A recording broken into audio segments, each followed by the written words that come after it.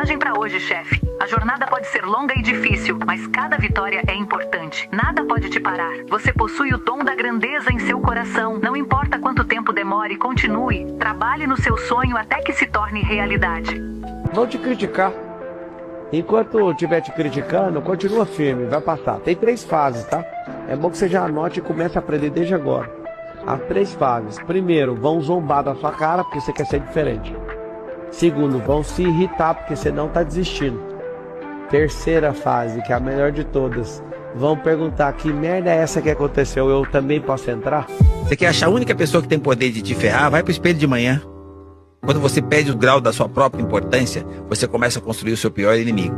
O seu pior inimigo está na sua cabeça, na sua mente, no seu jeito de pensar, nos seus sentimentos. Então, cara, administra seus sentimentos, seu jeito de pensar, o seu comportamento, as suas atitudes. É dali que sai a mesma energia que te levanta e a mesma energia que te derruba. Want some more of this, bitch?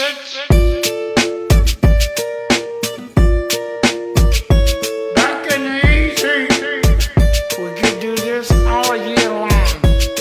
I'm just a regular, everyday, normal motherfucker. I told you in the first song, I'll tell you in another. I'm just a regular, everyday, normal motherfucker. I don't have a girlfriend, my hand's my only lover. I'm just a regular, everyday, normal motherfucker. One night a week, my mom likes to cook me supper. I'm just a regular, everyday, normal motherfucker. And Michael Keaton was my favorite Batman.